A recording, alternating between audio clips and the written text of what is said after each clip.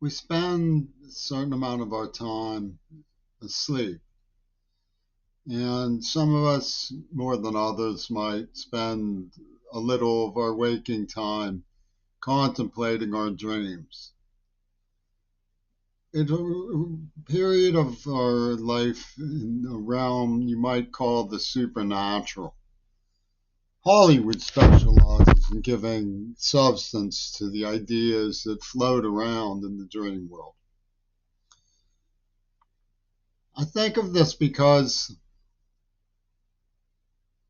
when I went back to the East End of Pittsburgh in my 30s, tormented by the neurotrauma that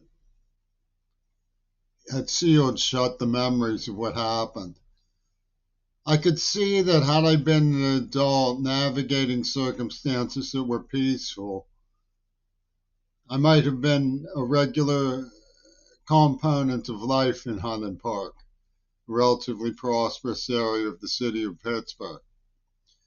I might have fit in if I wasn't deaf.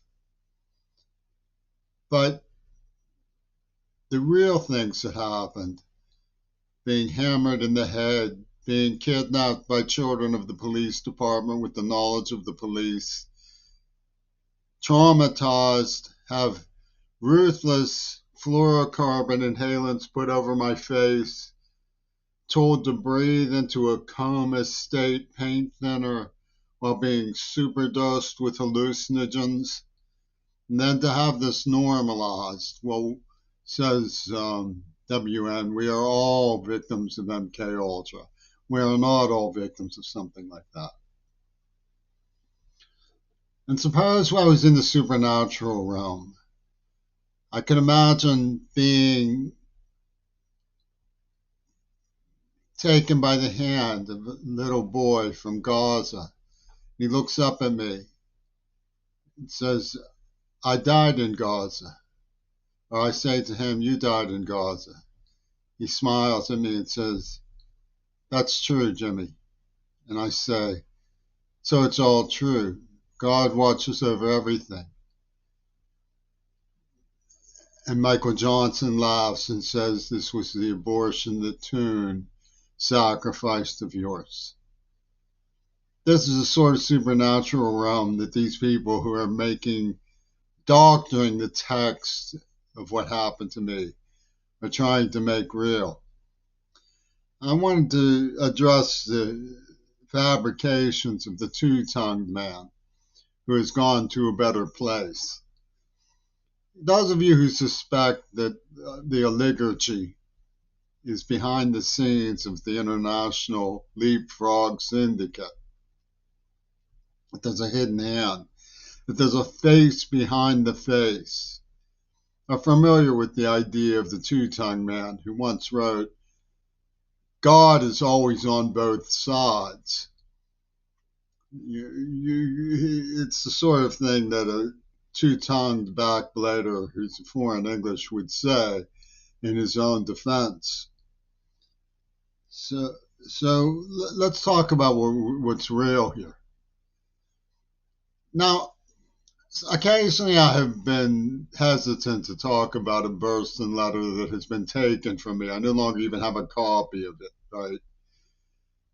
But the people who interrogated me claim to have found the letters. Jimmy Jones was established in 1983, they say. They claim to have found letters. Surely they made copies. If there's all these indications that I missed that I could have saved John Lennon, surely they made copies of everything. So why did they not have to make copies? Because they sent me the one straight from their text. They sent me the one that was the copy from their supernatural grip on Allah. Whatever they say,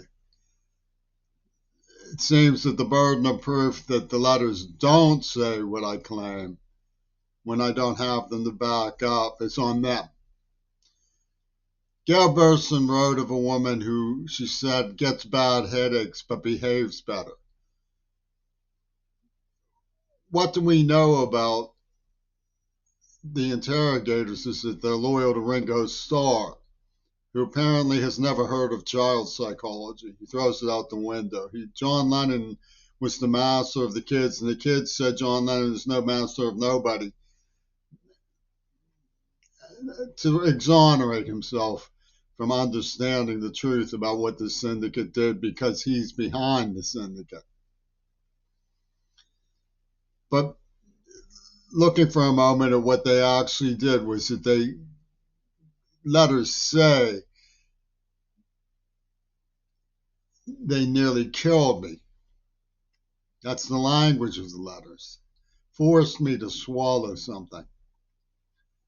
But the act of swallowing is voluntary. So this is their neurohypnotic idea. Now, get bad headaches because they implanted a neuroplasm that was used to control you. It's an implant, like a Nazi device that's burrowed into the psyche. And they want to deny, they want to say that that does not put you into a coma where you're subjected to severe taser-like suffering if you don't obey the terrible trauma that they're inflicting. And this is the essence of the agency of trafficking. The dare to evoke Ayn Rand, she was horrified by what she called the comprachios, which is the use of children for slaves. So the idea that it really doesn't matter if I'm wrong, I'm right is like saying it really doesn't matter if they genocided Gaza. It's still going to be the Beatles' masterpieces that everybody wants to play on the record player. So she gets bad headaches but behaves better.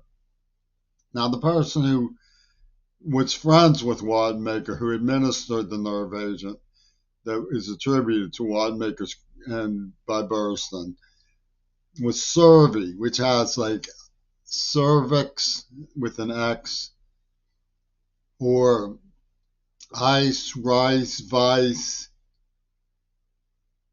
ICE, RICE, VIC are words you can make.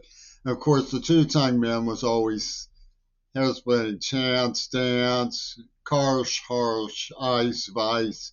That's how he organized his cryptology, and that's a well-known fact. So what they did was they want to say there's a unifying aspect to all this. We don't like the Hassan men. The fact that they signified this of Burston. It signifies the exorcism, the personality change chemical that they used. And for Peter Gabriel, the rapid eye movement detection of a snowy, cold day where I was afraid to go to school and got kidnapped and gassed, he just transforms that like a miracle of injection into memory of a defiant trespass in lovemaking. It doesn't matter that they have nothing to do with each other, don't connect whatsoever. In his thinking, he impinges the narrative overdub, and Rick Wakeman comes down and starts playing Godzilla music. Lucas Studios says, we're going with our journey here, right? So Gabriel's like, I can sense the danger. I can sense the danger. Just listen to the wind. What's the danger of children being forced to use inhalants by thieving hirelings of the quarrymen? He doesn't say. So